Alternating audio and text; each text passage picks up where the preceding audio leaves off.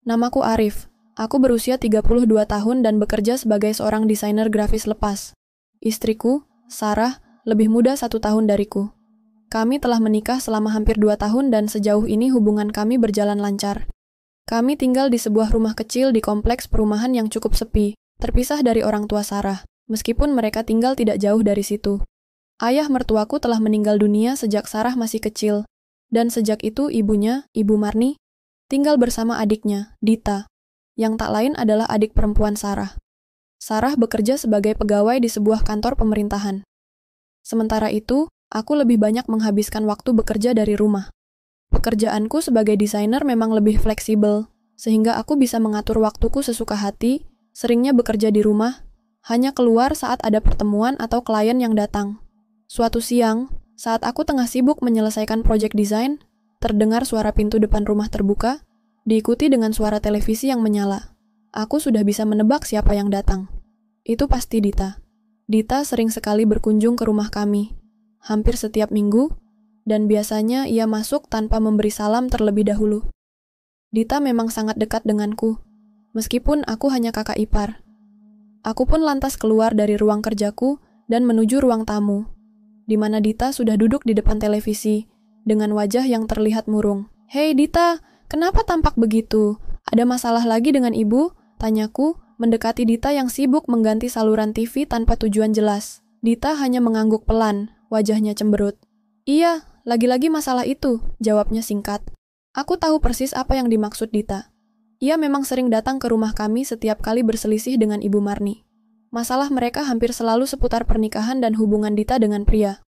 Ibu Marni selalu mendesak Dita untuk segera menikah, apalagi usianya kini sudah mendekati 30 tahun. Namun, Dita tak pernah menunjukkan ketertarikannya pada pria. Bahkan, ia lebih suka menghabiskan waktu bersama teman-teman wanitanya, atau lebih tepatnya, ia cenderung tertarik pada sesama wanita. Dita memang memiliki penampilan yang sedikit tomboy, dan itu membuatnya semakin tidak akrab dengan pria. Aku tahu, ini selalu jadi sumber ketegangan antara Dita dan Ibu Marni. Ibu selalu berharap Dita bisa menikah seperti Sarah, kakaknya. Namun, Dita sepertinya enggan mengikuti jejak tersebut. Bahkan, aku sering melihat Dita membawa teman-temannya, seperti Dina, ke rumah, dan keduanya tampak lebih dari sekedar teman dekat. Aku duduk di samping Dita yang masih sibuk mengganti-ganti saluran TV. "Rasanya ibu selalu berharap kamu bisa berubah, Dita," kataku, berusaha menenangkan. Dita merengut, "Aku tahu, Mas, tapi tidak ada yang bisa mengubahku." Mendengar itu, aku hanya bisa mengangguk. Aku memang paham perasaan Dita. Terkadang, masalah yang dia hadapi memang rumit. Ibu Marni menginginkan dia menikah, tapi Dita tidak punya ketertarikan pada pria. Bahkan, ia pernah mengaku bahwa perasaan seperti itu tidak bisa dipaksakan. Meskipun begitu, aku mencoba untuk tetap mendengarkannya. Karena aku tahu, hanya aku yang bisa menampung keluhannya tanpa menyebabkan konflik dengan ibu mertuaku atau Sarah. "Dita, kamu harus mencari solusi. Usia kamu semakin bertambah, kan? Tidak bisa selamanya seperti ini," kataku, dengan nada yang lebih serius. Dita hanya menggelengkan kepala. "Mas Arif, kamu tidak mengerti. Aku tidak tertarik pada pria. Tidak akan pernah berubah." Aku terdiam sejenak, merenungkan kata-katanya. Sebenarnya, aku sudah sering mendengar keluhannya, tapi tak pernah merasa bisa memberikan solusi yang tepat. Mengubah seseorang bukan hal yang mudah, apalagi jika menyangkut perasaan dan orientasi hidupnya. "Dita, apa kamu tidak pernah berpikir untuk mencoba lagi? Mungkin dulu ada pengalaman yang membuat kamu seperti ini, kan? Pernah pacaran dengan cowok misalnya?" tanyaku, sedikit menggoda, berharap suasana bisa lebih santai. Dita terdiam sejenak. "Pernah sih," jawabnya pelan, seakan enggan membuka kenangan itu. Aku tersenyum. "Kalau begitu, kenapa tidak coba lagi? Cari yang lebih baik mungkin." Aku berusaha menyarankan dengan cara yang ringan. Dita terlihat bingung. "Mas Arif, itu tidak sesederhana itu." Aku hanya tertawa pelan. "Ya, aku tahu, tapi tetap saja jangan selalu merasa hambar. Cari saja yang cocok dengan kamu." Dita hanya melirikku, lalu kembali sibuk dengan saluran TV. Aku tahu, ia sedang berusaha menenangkan dirinya sendiri. Mungkin, saran yang aku berikan tidak langsung memberi dampak besar, tapi setidaknya, aku sudah memberikan satu pandangan yang berbeda. Hanya waktu yang bisa menjawab apakah itu akan membantunya. Pagi itu, suasana di rumah kami terasa sedikit berbeda. Setelah Dita datang kemarin, dan bercerita tentang masalahnya dengan Ibu Marni, aku merasa tidak bisa mengabaikan masalah ini begitu saja. Meskipun aku tahu bahwa ini bukanlah masalah yang mudah, aku juga tidak bisa membiarkan Dita terus merasa tertekan. Aku berusaha memberikan saran agar dia bisa melihat sesuatu dari sudut pandang yang berbeda. Tapi, aku sadar, Dita bukan tipe orang yang bisa begitu saja berubah hanya karena ada seseorang yang menyarankan. Hari itu, Sarah pergi bekerja lebih awal, seperti biasa. Sementara aku, meskipun bekerja sebagai freelancer, seringkali mulai bekerja di siang hari. Pagi itu, aku memutuskan untuk pergi ke kafe dekat rumah untuk bekerja dan mendapatkan sedikit udara segar.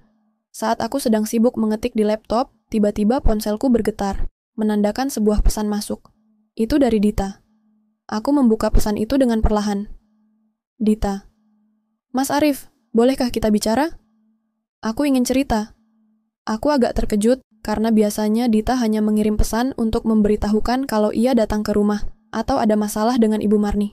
Tapi kali ini, ada sesuatu yang berbeda dari nada pesannya. Aku membalas cepat. Aku. Tentu Dita. Ada apa? Kenapa tiba-tiba pesan seperti ini? Tak lama kemudian, ponselku berbunyi lagi. Kali ini Dita langsung meneleponku. Aku mengangkatnya tanpa ragu. Halo Dita, ada apa? Tanyaku. Dita terlihat ragu sejenak sebelum akhirnya menjawab, suaranya terdengar cemas. Mas Arif, aku butuh bicara sama kamu, serius? Aku merasa sesuatu yang berbeda dalam suaranya. Oke, kalau begitu aku pulang dulu. Kita ngobrol di rumah saja ya, jawabku, mencoba menenangkan. Setibanya di rumah, aku menemukan Dita sudah duduk di ruang tamu, tampak lebih tenang daripada sebelumnya, tetapi masih ada kekhawatiran di wajahnya. Aku duduk di sebelahnya dan menatapnya, memberi kesempatan untuk mulai berbicara. Mas Arif, kemarin setelah kita bicara, aku merasa semakin bingung.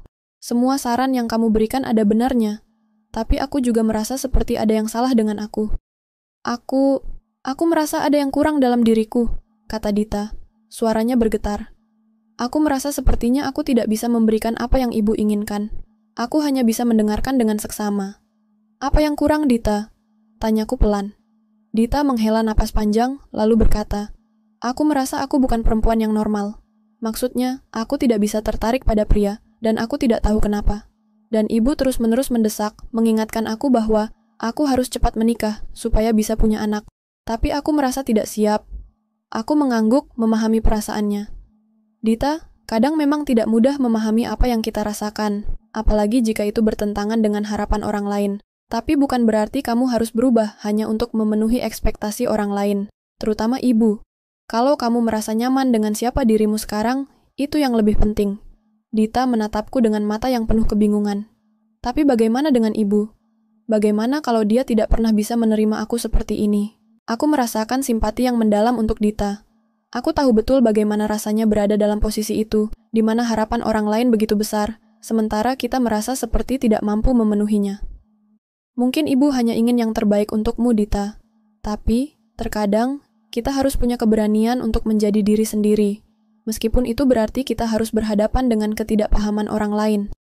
Dita terdiam, tampaknya merenungkan kata-kataku. Sejenak, aku merasa bahwa ia mulai lebih tenang.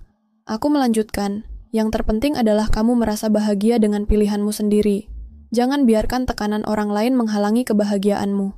Dita menunduk, sepertinya mencerna kata-kataku. Beberapa detik kemudian, ia mengangkat kepalanya dan tersenyum kecil.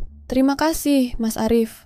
Kamu tahu, meskipun ibu sering menekan aku sebenarnya tidak pernah benar-benar merasa harus mengikuti apa yang dia inginkan.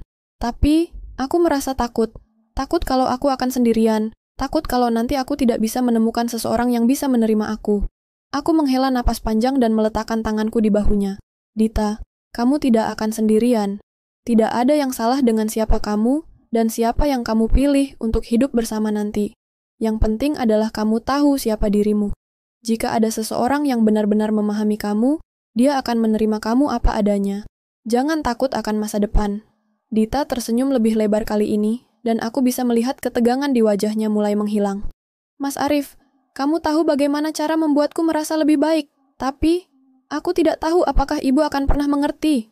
Aku mengangguk, sedikit mengerti kerisauannya.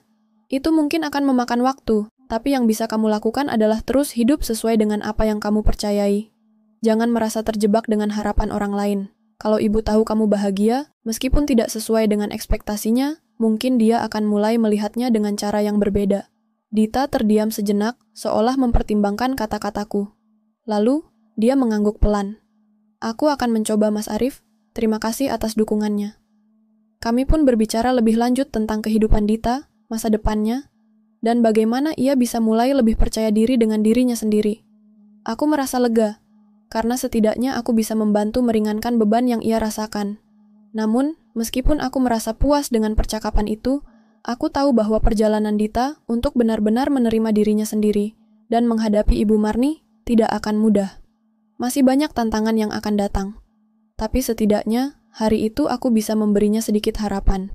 Beberapa hari setelah percakapan panjang kami, Dita tampak lebih tenang. Meskipun masih ada keraguan di wajahnya, setidaknya dia tidak lagi tampak tertekan seperti sebelumnya. Aku merasa sedikit lega melihatnya bisa kembali tersenyum, meskipun aku tahu perjalanannya untuk benar-benar menerima dirinya sendiri masih panjang. Namun, perubahan yang aku rasa tidak bertahan lama. Hari itu, Sarah sedang bekerja di kantor, dan aku baru saja selesai mengerjakan beberapa proyek desain. Aku sedang beristirahat ketika tiba-tiba aku menerima pesan WhatsApp dari Dita. Dita, Mas Arif, aku butuh kamu. Pesan singkat itu membuatku terkejut. Aku segera membalas. Ada apa Dita? Kok tiba-tiba? Dita tidak langsung membalas dan aku mulai merasa cemas. Tak lama kemudian ponselku berdering. Itu adalah panggilan dari Dita. Aku mengangkatnya dengan hati-hati. Dita, ada apa? Kenapa telepon? Tanyaku, mencoba menenangkan diri. Ada masalah besar, Mas Arif, jawab Dita dengan suara terisak. Aku tak tahu harus bagaimana. Aku langsung berdiri, merasa khawatir. Dita, tenang dulu. Kamu di mana? Aku datang sekarang juga. Di rumah, Mas. Ibu.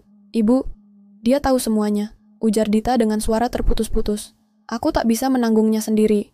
Aku bisa merasakan kepanikan dalam suaranya. Tanpa berpikir panjang, aku segera mengambil jaket dan bergegas menuju rumah Dita. Pikiranku berkecamuk, mencoba menebak apa yang telah terjadi. Apa yang dimaksud dengan dia tahu semuanya? Apa yang Dita takutkan? Sesampainya di rumah Dita, aku mendapati pintu depan terbuka lebar. Begitu masuk, aku melihat Dita duduk di sofa, wajahnya pucat dan mata merah. Ibu Marni tampak berdiri di dekat pintu kamar, matanya menatap tajam ke arah Dita. Ketegangan jelas terasa di udara. Ada perasaan yang mencekam, seolah ada sesuatu yang akan pecah kapan saja. Aku mendekati Dita dan duduk di sampingnya, berusaha menenangkan. Dita, tenang dulu. Ceritakan padaku, apa yang sebenarnya terjadi? Tanyaku, dengan suara yang lembut. Dita menatapku sejenak, lalu menghela napas panjang. Mas Arif, ibu tahu tentang hubungan aku dan Dina. Dia marah besar, Mas. Dia bilang aku harus memilih antara keluarga atau mengikuti jalan yang aku pilih. Aku bisa merasakan betapa berat beban yang sedang dipikul oleh Dita. Ibu Marni selalu menuntut agar Dita menikah dengan pria, sesuai dengan harapan tradisional yang selama ini ada. Tapi Dita, yang tak bisa mengubah dirinya, harus menghadapi kenyataan bahwa Ibu Marni tidak bisa menerima siapa dirinya. Ibu Marni berjalan ke arah kami, suaranya dingin dan penuh amarah. Dita, kenapa kamu tidak memberitahuku tentang ini lebih awal? Kenapa kamu harus menyembunyikan semuanya dari ibu? Aku sudah cukup sabar melihatmu seperti ini, tapi aku tidak bisa diam saja. Aku berdiri dan menghadap Ibu Marni, mencoba menenangkan suasana. Ibu, Dita sudah cukup besar untuk membuat keputusan sendiri. Tidak ada yang salah dengan siapa dia atau pilihannya. Yang terpenting adalah dia bahagia. Ibu Marni menatapku dengan tajam. Apa maksudmu? Kamu tahu betul bahwa ini bertentangan dengan semua yang aku ajarkan. Bagaimana mungkin kamu membela dia seperti itu, Arif? Aku merasa suasana semakin memanas, dan aku tahu ini adalah saat yang paling sulit bagi Dita. Aku berusaha menahan amarah dan tetap tenang. Ibu, saya hanya ingin Dita bahagia. Dan itu tidak harus dengan cara yang ibu inginkan. Jika ibu benar-benar peduli pada Dita, ibu harus bisa menerima pilihan hidupnya, walaupun itu tidak sesuai dengan harapan ibu. Dita menunduk, menangis terseduh-seduh. Aku tidak ingin membuat ibu kecewa. Aku cuma ingin jadi diriku sendiri, ujarnya lirih. Aku menepuk bahunya dengan lembut. Dita, kamu tidak perlu merasa bersalah. Kamu tidak harus berubah hanya untuk memenuhi harapan orang lain. Apa yang penting sekarang adalah kamu bisa hidup dengan pilihanmu tanpa takut kehilangan diri sendiri. Ibu Marni terdiam beberapa saat, seolah berpikir keras. Ada ketegangan yang menyelimuti ruang itu, dan aku bisa merasakan bahwa Ibu Marni sedang berusaha menenangkan dirinya. Perlahan, Dia menurunkan pandangannya dan duduk di kursi dekat kami. Aku tidak tahu harus bagaimana, Arif. Aku merasa seperti kehilangan anakku. Tapi, jika ini yang kamu inginkan, aku harus menerima itu. Meskipun berat, aku mengangguk dengan penuh pengertian. Ibu, semua orang punya perjalanan hidup yang berbeda. Tidak ada yang bisa memaksakan satu jalan untuk semua orang. Dita berhak menentukan pilihannya sendiri. Begitu juga dengan ibu. Dita terisak, dan aku bisa melihat ada rasa lega di wajahnya. Setelah sekian lama, akhirnya Ibu Marni mulai menerima kenyataan ini.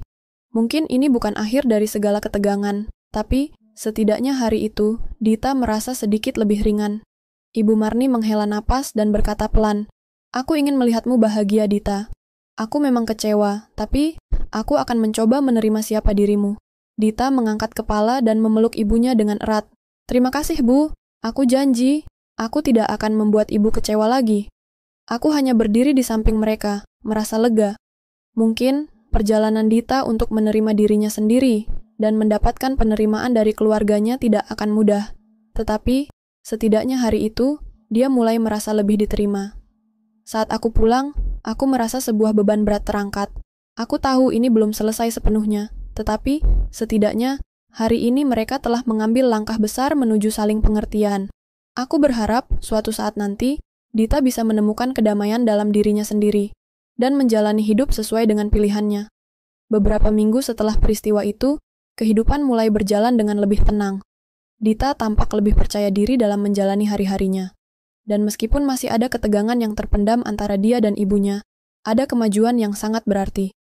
Ibu Marni, meski tetap sulit menerima beberapa keputusan besar dalam hidup Dita, perlahan mulai mengerti bahwa anaknya adalah individu dengan pilihannya sendiri. Kadang-kadang, dia akan datang ke rumah kami untuk berbicara, mungkin dengan sedikit canggung, tetapi itu adalah langkah maju. Dita juga semakin menunjukkan keberanian dalam diri, lebih terbuka dengan siapa dirinya. Tidak lagi menutupi hubungan dengan Dina, ia mulai mengenalkan Dina kepada teman-temannya, dan hal itu membuat hatinya lebih ringan. Dina, yang sempat merasa bingung dan takut akan reaksi orang tua Dita, juga ikut merasa lebih lega karena Dita tidak lagi menyembunyikan apa yang mereka miliki.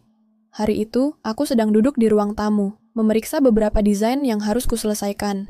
Sarah sedang mengerjakan tugasnya, dan suasana rumah terasa lebih santai dari biasanya. Tiba-tiba, pintu depan terbuka, dan Dita masuk dengan senyum yang lebar. Aku menatapnya, agak heran dengan ekspresinya yang penuh semangat. "Mas Arif, Aku ingin mengucapkan terima kasih," ujar Dita dengan suara ceria, sambil duduk di kursi sebelahku. "Terima kasih? Kenapa?" tanyaku, sambil tersenyum. Aku sudah cukup lama mengenal Dita, dan selalu merasa bahwa dia butuh sedikit waktu untuk menemukan kedamaian dalam dirinya sendiri. Dita mengangguk, matanya berbinar. Aku merasa sekarang seperti orang yang baru.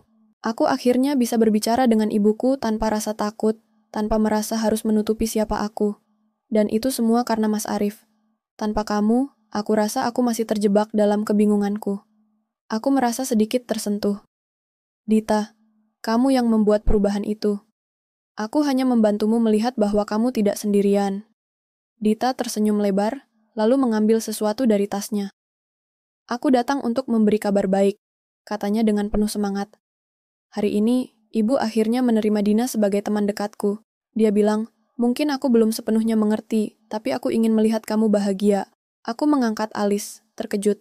"Itu kabar yang sangat baik, Dita. Aku sangat senang mendengarnya. Dan ada satu lagi," lanjut Dita, suaranya penuh antusias. "Aku memutuskan untuk melanjutkan kuliah di luar kota.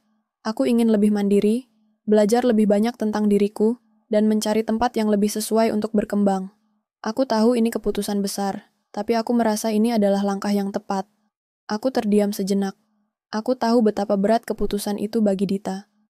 Memutuskan untuk pergi dari kenyamanan rumah dan keluarganya, meskipun itu adalah langkah menuju kebebasan pribadi, bukanlah hal yang mudah. Namun, aku tahu, ini adalah pilihan yang dia buat untuk dirinya sendiri, untuk masa depannya. Keputusan yang besar, Dita, tapi aku yakin kamu bisa melakukannya. "Ini adalah langkah yang benar," kataku dengan penuh keyakinan. Dita menatapku, senyum di wajahnya semakin lebar.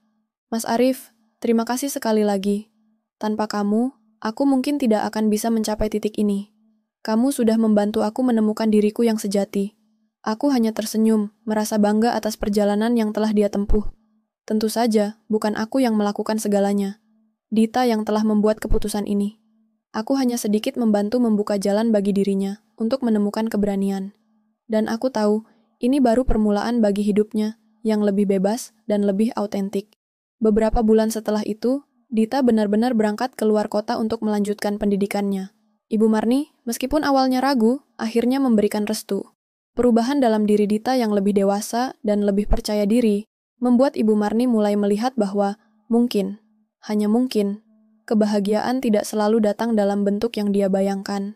Aku merasa tenang melihat Dita menjalani hidupnya dengan lebih lepas. Aku dan Sarah pun turut bangga dengan perjalanan Dita. Melihat bagaimana dia akhirnya berani mengambil kendali atas hidupnya, memilih untuk menjadi dirinya sendiri, tanpa takut akan penilaian orang lain, adalah hal yang luar biasa. Aku tahu perjalanan hidupnya masih panjang, tetapi aku percaya, ia akan menemukan jalannya, apapun yang terjadi. Hari terakhir Dita di rumah, dia memeluk ibu dan berkata dengan mata yang sedikit berkaca-kaca, "Aku janji Bu, aku akan kembali. Tapi untuk saat ini, aku perlu menjalani hidupku sendiri. Aku ingin menjadi pribadi yang lebih baik."